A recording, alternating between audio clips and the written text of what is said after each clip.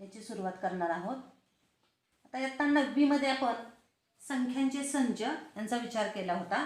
तर परत उजळणी पाहूया की नैसर्गिक संख्या संच n या अक्षराने आपण दर्शवतो, ज्याच्यामध्ये 1 2 3 4 अशा प्रकारच्या अनंत संख्या असतात।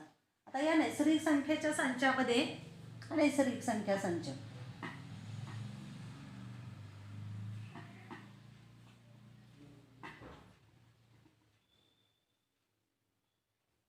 या नैसर्गिक संख्या संचामध्ये कोणत्याही दोन संख्यांची आपण बेरीज केली, समजा 1 + 2, तर येणारी संख्या सुद्धा त्या संचाचा घटक असते।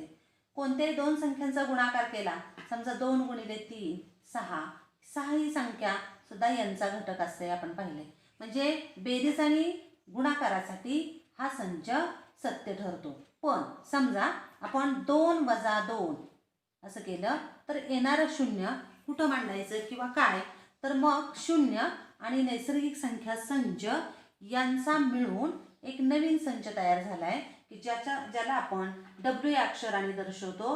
W आणि त्याला म्हणतो आपण होल सेट म्हणजे पूर्ण संख्या संच, आणि त्याच्यामध्ये येणारे घटक 0 1 2 3 या पद्धतीने अनंत, आणि याला म्हणतो आपण पूर्ण संख्या संच। आता हा सुद्धा संच नैसर्गिक संख्या संचासारखा बेरीज आणि गुणाकार यासाठी परिपूर्ण आहे।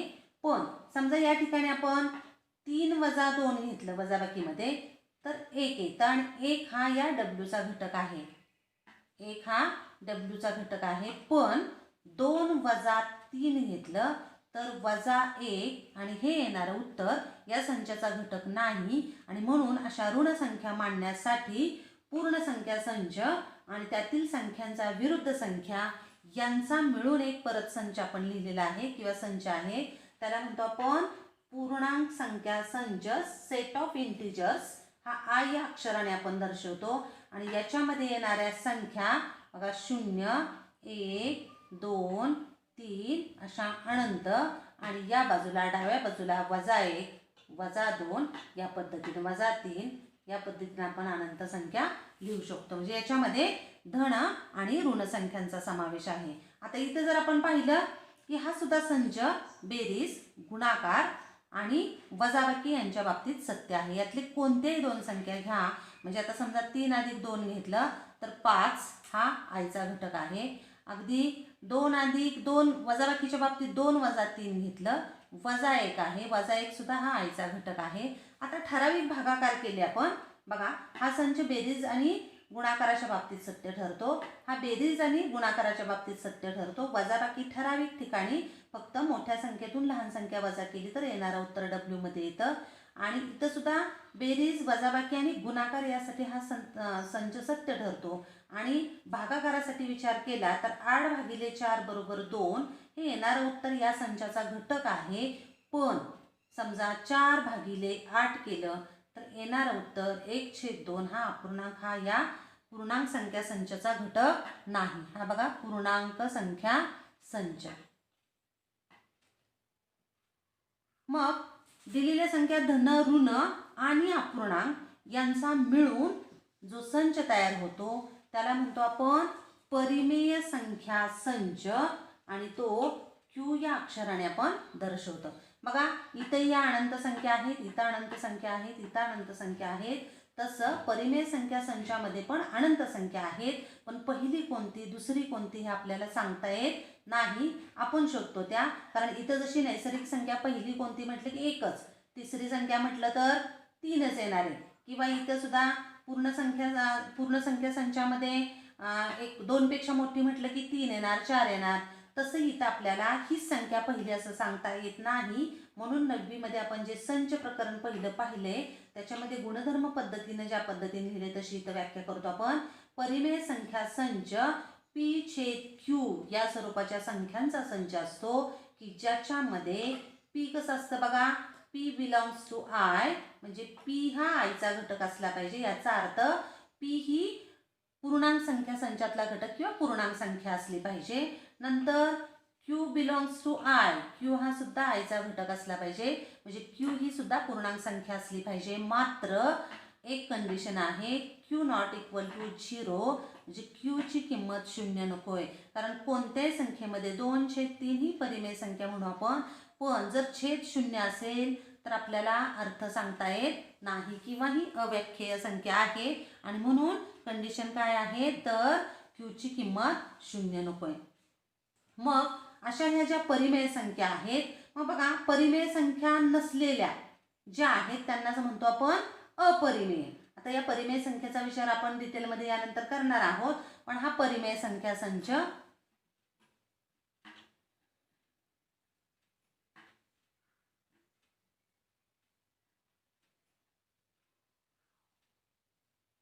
आणि ज्या परिमेय संख्या नाहीत त्या आहेत अपरिमेय संख्या.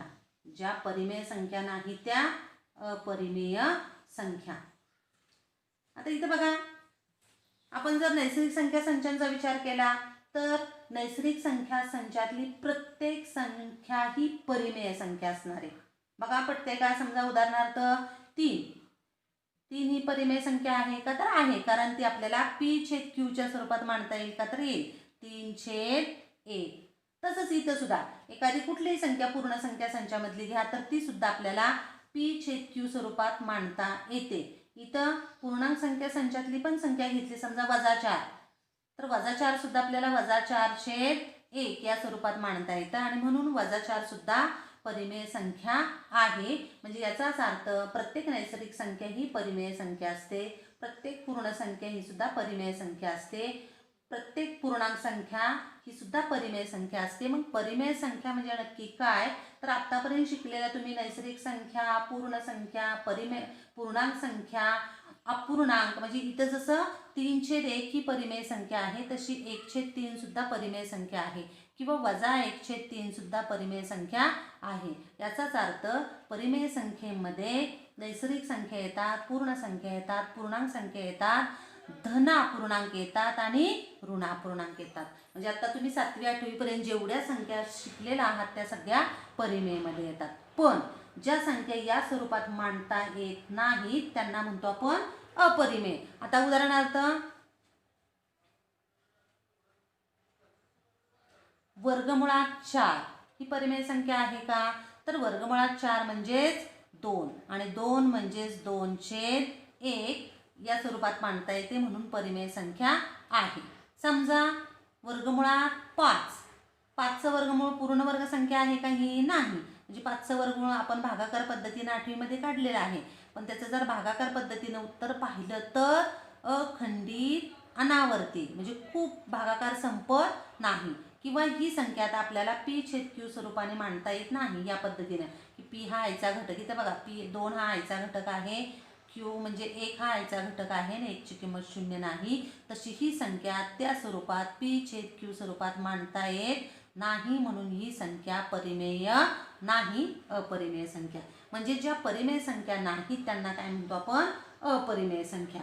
आणि आतापर्यंत जेवढे संख्यांचे संच आपण पाहिले, नैसर्गिक संख्या संच, पूर्ण संख्या संच, पूर्णांक संख्या संच, परिमेय संख्या संच आणि ज्या परिमेय नाहीत त्या अपरिमेय, आणि या सर्वांचा मिळून जो संच तयार होतो तो असतो वास्तव संख्या संच. बघा वास्तव संख्या संच म्हणजे रिअल सेट, तो आपण R या अक्षराने दर्शवतो. नैसर्गिक संख्या, पूर्ण संख्या संच, पूर्णांक संख्या संच, परिमेय संख्या संच आणि अपरिमेय संख्या संच यांचा मिळून जो संच आहे त्याला म्हणतो आपण वास्तव संख्या संच. जनरली आपण वास्तव संख्या संच R म्हटलं की काय म्हणतो परिमेय संख्या आणि अपरिमेय संख्या यांचा संच. पण आत्ताच आपण पाहिलंय की परिमेय संख्या, नैसर्गिक संख्या ह्या परिमेय असतात, पूर्ण संख्या ह्या परिमेय असतात, पूर्णांक संख्या ह्या परिमेय असतात. म्हणजे ह्या सगळ्या वरचे तिन्ही संच याच्यामध्ये येतात. आणि म्हणून म्हणताना जनरली आपण म्हणतो परिमेय संख्या आणि अपरिमेय संख्या यांचा संच म्हणजे वास्तव संख्या संच, किंवा या सर्वांचा मिळून जो संच आहे तो वास्तव संख्या संच. आता ह्या ज्या परिमेय संख्या आहेत त्यांचे काही क्रमसंबंध, म्हणजे बऱ्याच वेळा आपल्याला 2 संख्या दिल्या आणि त्याच्यामध्ये लहान कोणती आणि मोठी कोणती असं सांगितलं तर पटकन आपल्याला त्याचं दशांश रूप वगैरे करावं लागतं. उदाहरणार्थ अशी संख्या दिलेली आपल्याला 3/5 आणि 1/2. तर यातली मोठी कोणती संख्या? मग अशा वेळेस काय करायचं, तर अशा परिमेय संख्यामधले क्रमसंबंध शोधण्यासाठी आपण काही नियम पाहणार आहोत. बघा, परिमेय संख्यामधील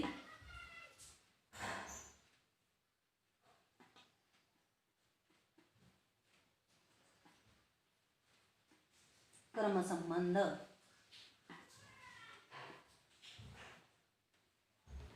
बघा, समजा P/Q आणि R/S ह्या दिलेल्या परिमेय संख्या आहेत.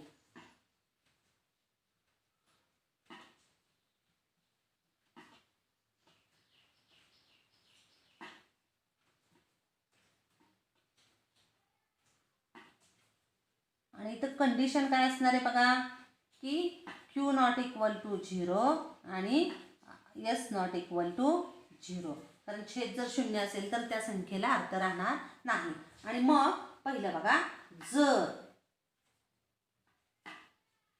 PS या दोन संख्या दिलेल्या आहेत, पहिल्या संख्येचा अंश दुसऱ्या संख्येचा छेद, PS > QR, पहिल्या संख्येचा छेद आणि दुसऱ्या संख्येचा अंशांचा गुणाकार, आणि ज्याच्यामध्ये PS हा गुणाकार QR पेक्षा मोठा असेल तर पहिली संख्या दुसरीपेक्षा मोठी असते. उदाहरणार्थ मगाचंच उदाहरण बघूया. 3/5 आणि 1/2 ह्या दोन संख्या दिलेल्या आहेत. मग आपल्याला PS म्हणजे पहिल्या संख्येचा अंश आणि दुसऱ्या संख्येचा छेद म्हणजे 2 × 3 = 6 आणि दुसरा गुणाकार QR म्हणजे 5 × 1 = 5. आता या 6 आणि 5 मध्ये 6 मोठा आहे आणि म्हणून पहिली संख्या दुसरीपेक्षा मोठी आहे. तर या पद्धतीने या पहिल्या नियमाचा आपल्याला वापर करायचा आहे. जर P/Q आणि R/S ह्या दिलेल्या दोन परिमेय संख्या असून जर PS > QR तर पहिली संख्या दुसरीपेक्षा मोठी असते. आता दुसरा गुणधर्म, जर PS < QR तर पहिली संख्या दुसरीपेक्षा लहान असते. आता एखादं उदाहरण बघूया. कुठलंही उदाहरण बघूया. समजा 3/4 आणि 5/6 अशा दोन संख्या दिलेल्या आहेत. आता इथं तिरकस गुणाकार केला तर 3 × 6 = 18. PS गुणाकार पहिल्या संख्येचा अंश आणि दुसऱ्या संख्येचा छेद. परत 4 × 5 = 20. या ठिकाणी काय होतंय, तर 18 आणि 20 मध्ये संबंध शोधला तर 18 हे 20 पेक्षा लहान आहे. पहिला गुणाकार दुसऱ्यापेक्षा लहान म्हणून पहिली संख्या दुसरी संख्येपेक्षा लहान असते. तुम्ही दशांश अपूर्णांक रूप जर इथं देऊन पाहिलं तरी आपल्याला लक्षात येईल की ही पहिली संख्या दुसरीपेक्षा लहान येईल. आता तिसरा गुणधर्म, जर PS = QR तर पहिले गुणोत्तर बरोबर दुसरे गुणोत्तर.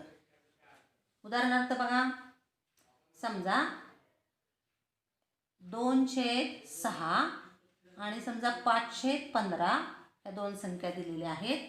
मग आता तिरकस गुणाकार करूया. 2 × 15 = 30 आणि QS हा गुणाकार करूया. 6 × 5 बरोबर सुद्धा 30. गुणाकार सारखा आणि म्हणून पहिली संख्या बरोबर दुसरी संख्या. इथं तुम्ही सोपं रूप दिलं तर तुमच्या लक्षात येईल बघा. सोपं रूप देता येते म्हणून 1 बे 2 6 म्हणजे 1/3 किंमत आणि इथं सुद्धा 5 1 5 5 3 15 म्हणजे 1/3 किंमत आहे. दोन्ही गुणोत्तराची किंमत सारखी म्हणून सारखी आहे. पण हे सोपं रूप दरवेळेसच देता येईल असं नाही आणि म्हणून या पद्धतीने आपल्याला जर तिरकस गुणाकार सारखा आला तर त्या दोन संख्या परिमेय संख्या या सारख्या असतात. अशा प्रकारे आपल्याला परिमेय संख्यामधल्या क्रमसंबंधाचा उपयोग किंवा क्रमसंबंध आपल्याला या नियमांचा उपयोग करून शोधता येतो. बघा, पी छेद क्यू आणि आर छेद एस हे दिलेल्या परिमेय संख्या असून P S greater than Q R असेल तर पहिलं गुणोत्तर दुसऱ्यापेक्षा मोठं असतं. जर P S less than Q R असेल तर पहिलं गुणोत्तर दुसऱ्यापेक्षा लहान असतं. आणि जर पी एस बरोबर क्यू आर असेल तर पहिलं गुणोत्तर बरोबर काय असतं, दुसरं गुणोत्तर. परीक्षेमध्ये एखादं उदाहरण दिलं तर या तीनपैकी एकामध्ये ते आपल्याला बसलेलं दिसून येतं. गुणाकार तिरकस करायची, शोधायचं की कोण कोणापेक्षा लहान आहे आणि मोठा आहे. आता याचप्रमाणे आपण पुढचा भाग परिमेय संख्यांचे गुणधर्म की जे आपण आतापर्यंत वापरलेले आहेत, फक्त त्याचा एक उजळणी म्हणून पाहूया आपण. बघा, परिमेय संख्यांचे गुणधर्म.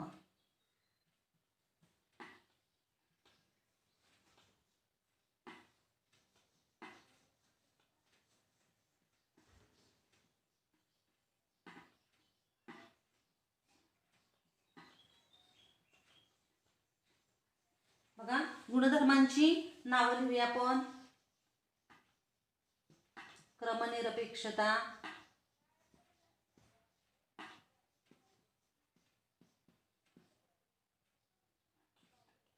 दुसरा गुणधर्म आहे साहचर्य,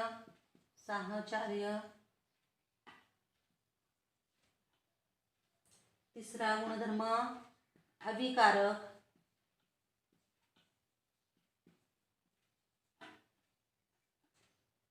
चौथा गुणधर्म व्यस्त.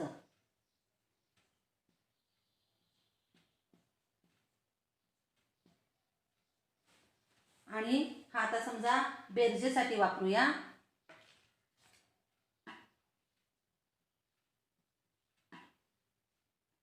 आणि गुणाकार या दोन्ही क्रिया विचारात घेऊया.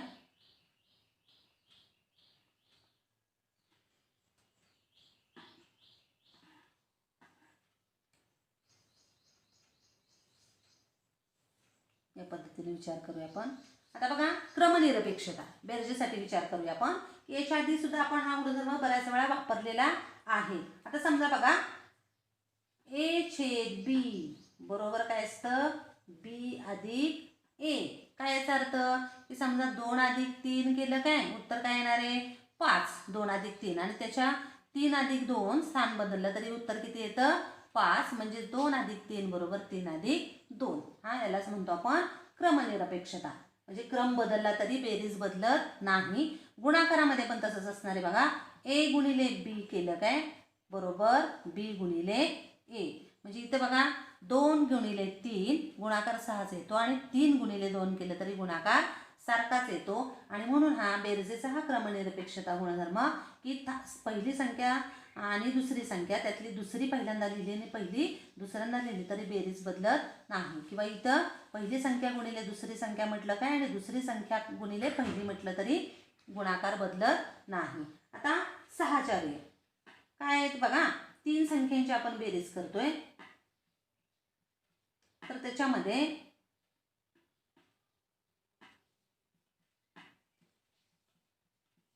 पहिल्या 2 संख्यांची बेरीज करून त्याच्यामध्ये तिसरी मिळवली काय आणि पुढच्या 2 संख्यांची बेरीज करून पहिलीमध्ये मिळवली काय, उत्तर सारखंच येतं. उदाहरणार्थ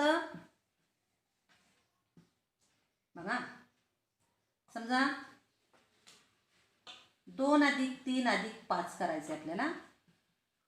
मग समजा काही जण असे करतील की 2 अधिक 3ची आधी बेरीज, एकदम 3 संख्यांची आपण बेरीज करू शकत नाही, पहिले 2ची 2 अधिक 3ची बेरीज केली, उत्तर आलं 5 आणि 5 मध्ये 5 मिळवलं, उत्तर किती येते 10. याऐवजी 2 सेपरेट ठेवलं आणि 3 अधिक 5ची पहिल्यांदा बेरीज केली तर 2 अधिक 8 म्हणजेच उत्तर किती येतं 10. म्हणजे ए अधिक बी अधिक सीची बेरीज करताना ए अधिक बीची बेरीज करून त्यात सी मिळवलं काय आणि ए सेपरेट ठेवून बी अधिक सीची बेरीज करून ए मध्ये मिळवलं तरी उत्तर सारखंच येतं. याला म्हणतो आपण साहचर्य गुणधर्म. आता असाच गुणाकाराच्या बाबतीत असणार आहे बघा, ए गुणिले बी गुणिले सी आणि ए गुणिले बी गुणिले सी दोन्हींचंही उत्तर सारखंच असतं. 3 संख्यांचा गुणाकार करायचा आहे, मग 2 संख्यांचा गुणाकार करून याला गुणलं काय आणि या पहिल्या दोन संख्यांचा गुणाकार करून सी ला गुणलं तरी उत्तर सारखंच येतं. बघा 2 गुणिले 3 गुणिले 5, तर याच्यामध्ये मी 3 गुणिले 5चा आधी गुणाकार केला, 2 गुणिले 15 उत्तर 30 येणार आहे. किंवा 2 गुणिले 3चा गुणाकार केला आधी आणि त्याला गुणिले 5 केलं तर 6 गुणिले 5 उत्तर 30च येणार आहे. आणि म्हणून हा मग साहचर्य गुणधर्म आहे की 3 संख्यांचा गुणाकार करताना कोणत्याही 2 संख्यांचा गुणाकार प्रथम करून मग उरलेल्या संख्येला गुणता येतं. आता अविकारक म्हणजे काय, तर ज्याचा काही परिणाम होत नाही. मग बेरीजमध्ये असा कोणता घटक आहे किंवा कोणती संख्या आहे की त्याच्यामुळे बेरीज बदलत नाही, तर आपल्याला माहिती आहे बेरजेमध्ये 0 हा बेरीज अविकारक आहे. मग a अधिक 0 बरोबर 0 अधिक a बरोबर काय असतं, a. 0मुळे बेरजेवर कोणताही परिणाम होत नाही. म्हणजे एखाद्या संख्येमध्ये 0 मिळवलं तर ती संख्या तशीच राहते. तसंच असा कोणता घटक आहे किंवा कोणती संख्या आहे की तो गुणाकार अविकारक आपल्याला म्हणता येईल, तर आपल्याला माहिती आहे 1 ही संख्या अशी आहे की a न 1 ला गुणलं काय आणि 1 न a ला गुणलं तर उत्तर काय येतं, a. म्हणजे 1 मुळे गुणाकारावर काही परिणाम होत नाहीत. या ठिकाणी आपण a b c ह्या संख्या कोणत्या घेतलेल्या आहेत, तर परिमेय संख्या म्हटल्या आपण.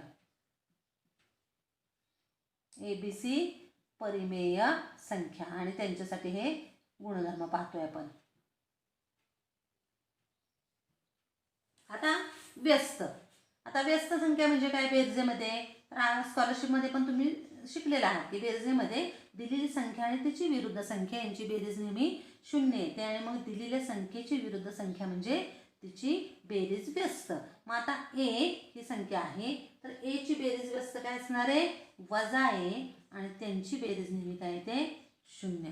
दिलेली संख्या आणि त्याची विरुद्ध संख्या यांची बेरीज काय येणार आहे 0. आधी तुम्ही पहिल्यांदा वजा a घेतलं तर वजा a ची विरुद्ध संख्या अधिक a अर्थातच आणि त्यांची बेरीज 0. म्हणजे बेरीज दिलेली संख्या आणि त्याची बेरीज व्यस्त संख्यांची बेरीज नेहमी 0 येते. तसं गुणाकार 1 येण्यासाठी दिलेली संख्या a असेल तर तिची गुणाकार व्यस्त 1/a असते आणि यांचा गुणाकार किती येतो तर 1 येतो. आणि इथं मात्र a नॉट इक्वल टू 0 म्हणतोय आपण, कारण a ची किंमत 0 असेल तर या संख्येला अर्थ राहणार नाही, गुणाकार करता येणार नाही. तर असे हे परिमेय संख्यांचे गुणधर्म आहेत, क्रमनिरपेक्षता, साहचर्य, अविकारक आणि बेरीज व्यस्त संख्या म्हणजे बेरीज व्यस्त आणि गुणाकार व्यस्त.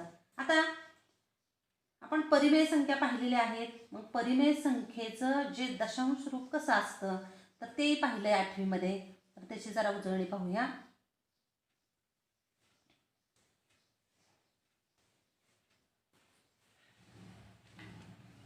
बघा, परिमेय संख्या आणि अर्थातच ज्या परिमेय नाहीत त्या काय म्हणतो आपण, अपरिमेय. ज्या परिमेय नाहीत त्या अपरिमेय. आता या परिमेय संख्येची दशांश मांडणी पाहणार आपण.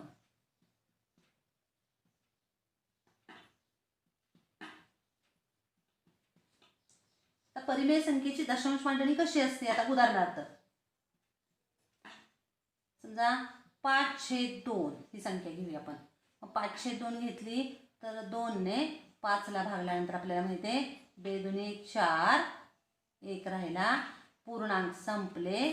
मग आपण इथं दशांश चिन्ह देतो. इथं किती शून्य मांडले तरी चालतात, वरून घेतले 0, 2 पंचे 10. म्हणजे थोडक्यात 5 ला 2 ने भागल्यानंतर 2.5 उत्तर येतं. म्हणजे ही मांडणी कशी झाली, खंडित. ही मांडणी कशी झाली, खंडित. आता दुसरं उदाहरण घेऊया. समजा 2/3. आता 2/3 3 न 2 ला भागूया. 2 घेतले, भाग लागला शून्याचा, पूर्णांक संपले. इथे सुद्धा 2.00 आपण किती लिहू शकतो. मग आता पूर्णांक संपले, वरून घेतले 0, 3 × 18 राहिले 2, परत वरून घेतले 0, 3 × 18 राहिले 2, परत वरून घेतले 0, 3×18. म्हणजे इथं आपल्या लक्षात येईल की 2/3चा भागाकार केला आपण तर 0.0666 अशा खूप वेळ अनंत येणार आहेत किमती. आणि म्हणजेच हे आपण 0.6 डॉट असं लिहितो. आणि हीच मांडणी कशी झाली मग? अखंडित, पण यालाच काय म्हणतो आपण? आवर्ती. तोच घटक परत परत येतो त्याला म्हणतो आपण आवर्ती. म्हणजे उदाहरणार्थ 0.242424 या पद्धतीने संख्या आली तर आपण हेच कसं लिहितो? 0.24 बार. एक संख्या असली तर डॉट देतो. म्हणजेच परिमेय संख्यांची मांडणी आपण दोन्ही प्रकारच्या संख्या पाहिल्या तर एकतर खंडित असते किंवा अखंडित असेल तर कशी असते? आवर्ती रूप असतं. बघा, म्हणजेच परिमेय संख्यांची दशांश मांडणी खंडित असते आणि खंडित नसेल तर अखंडित आणि कोणत्या स्वरूपाची असते? आवर्ती. आवर्ती म्हणजे तोच घटक परत परत, ती संख्या परत परत. दशांश चिन्हानंतर एक संख्येनंतर पण परत परत येऊ शकते. म्हणजे परिमेय संख्या एकतर खंडित स्वरूपाची असते किंवा अखंडित आवर्ती स्वरूपाची. आणि अर्थातच दशांश मांडणीच्या स्वरूपात याचा विचार केला आपण अपरिमेय संख्येचा तर अपरिमेय संख्येमधली दशांश मांडणी अखंडित असते आणि अनावर्ती. अखंडित आणि अनावर्ती. म्हणजे उदाहरणार्थ समजा वर्गमुळात 120 ही संख्या कशी येणार आहे? अपरिमेय. कारण समजा जर घनमुळात, तुम्ही इथं समजा वर्गमुळात घेऊया 121 तर याचं वर्गमूळ 11 आहे आणि ही संख्या p/q स्वरूपात मांडता येते. म्हणजे ही झाली परिमेय. पण 120 ही संख्या कशी झाली? अपरिमेय. मग ही अपरिमेय संख्येची जर तुम्ही भागाकार पद्धतीनं वर्गमूळ काढायला लागला करून पहा हे तर तुमच्या असं लक्षात येईल की ते भागाकार केलेली संख्या भागाकार संपत नाही आणि तो भागाकार जो असतो त्याचं जे वर्गमूळ भागाकार पद्धतीनं जे काढलेलं आहे ते कसं असतं? अखंडित आणि अनावर्ती. म्हणजे बघा, परिमेय संख्येची दशांश मांडणी एकतर खंडित असते आणि खंडित नसेल तर अखंडित असल्यानंतर आवर्ती असलीच पाहिजे, आवर्ती असते. आणि समजा अखंडित आहे आणि अनावर्ती असेल तर ती संख्या असते अपरिमेय संख्या. मग परिमेय संख्येचे गुणधर्म, परिमेय संख्या म्हणजे काय याबाबत आपण पाहिल्यानंतर त्याच्यावर आधारित काही उदाहरणं पाहणार आहोत आपण. सराव संच 2.1.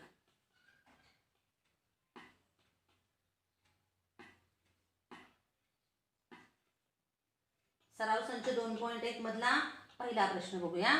प्रश्न 1 काय म्हटलंय? प्रश्न 1 तर खालीलपैकी कोणत्या परिमेय संख्यांचे दशांश रूप खंडित असेल आणि कोणत्या संख्येचे दशांश रूप अखंडित असेल ते सांगा. आता बघूया, 1-2 उदाहरणं पाहूया.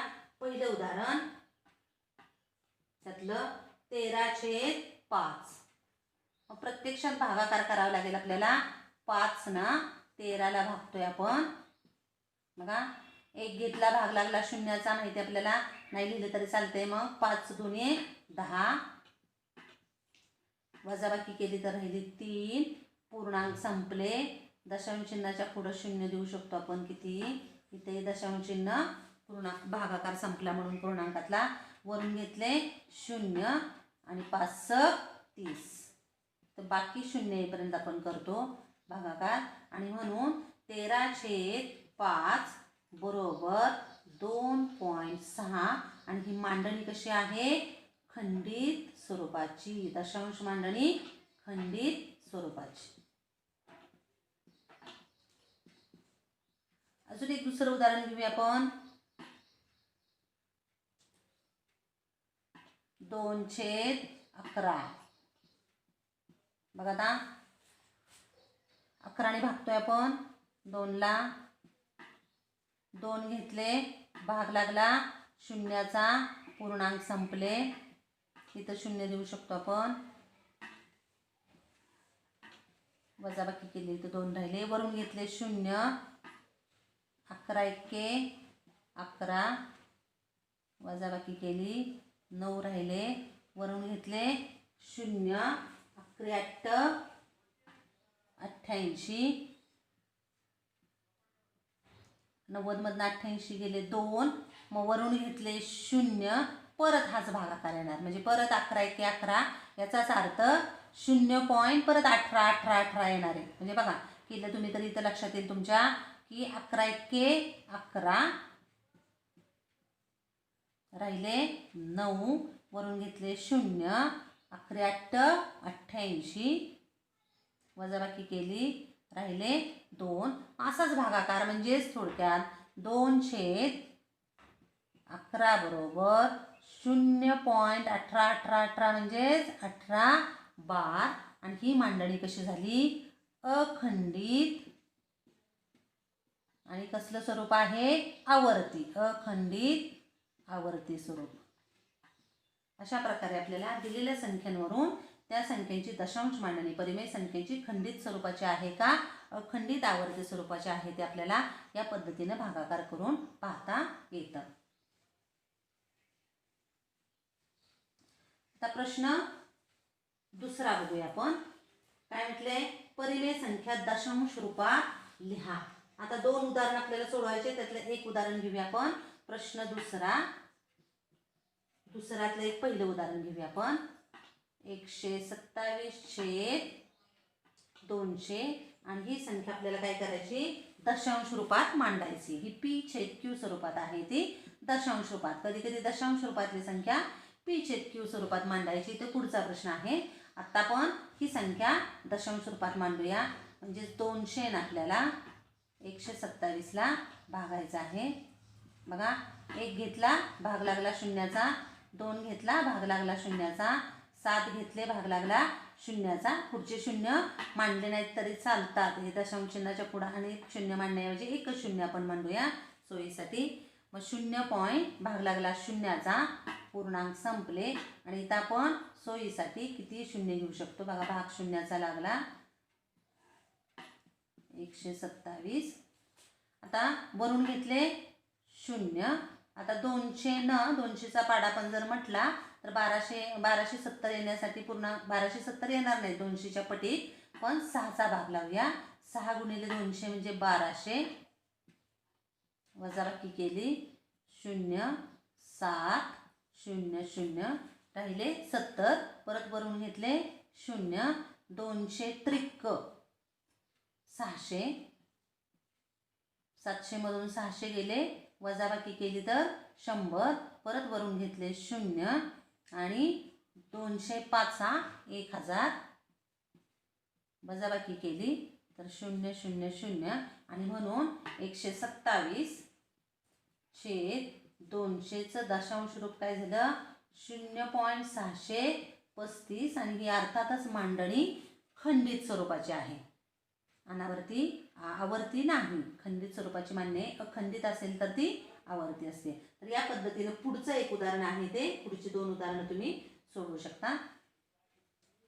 आता याच अजून एक तिसरा प्रश्न वेगळ्या प्रकारचा आहे, तो बघूया. प्रश्न तिसरा बघा काय करायचंय? परिमेय संख्या p/q स्वरूपात मांडा. बघा आधीच्या प्रश्नामध्ये p/q स्वरूपाची संख्या होती, म्हणजे 127/200 p/q स्वरूपाची होती आणि ती आपण कशी मांडली? तर दशांश अपूर्णांकामध्ये. आता या स्वरूपाचं दिलेले आहे आणि या स्वरूपामध्ये आपल्याला रूपांतरित करायची. 1-2 उदाहरणं पाहूया आपण. बघा पहिलं उदाहरण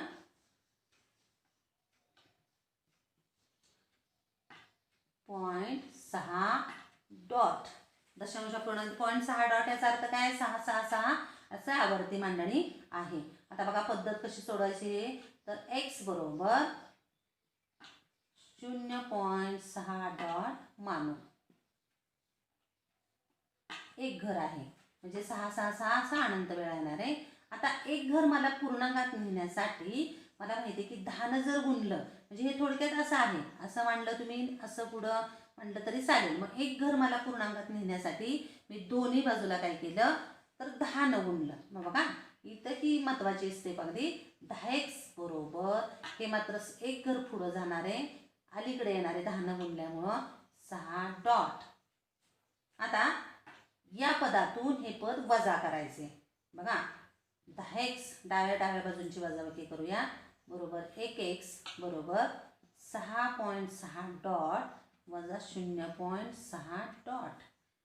या पदातून हे पद वजा केलं. मग 10x वजा 1x म्हणजे काय येणार आहे 9x बरोबर हे आवर्ती स्वरूपातलं जे रूप आहे तेच सारखंच आहे. ते वजा बाकी केल्यानंतर जाणारे आणि राहणारे काय फक्त 6.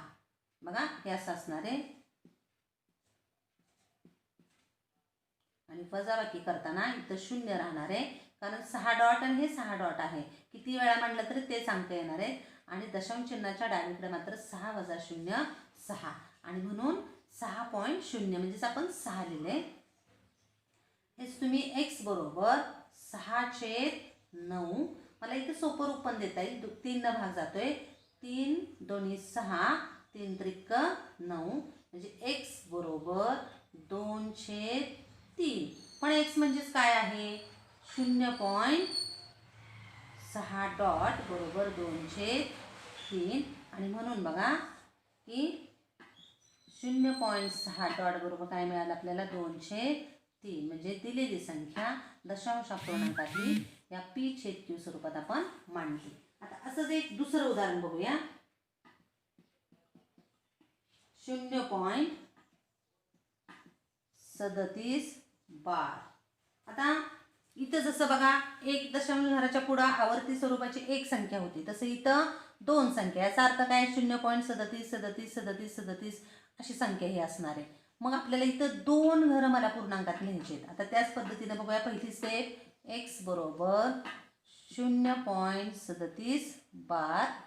आता इथं जसं मी 10 न गुणलं कारण एक घर मला पूर्णांकात न्यायचं होतं तशी इथं दोन घरं पूर्णांकात न्यायची म्हणून मी दोन्ही बाजूला 100 न गुणलं.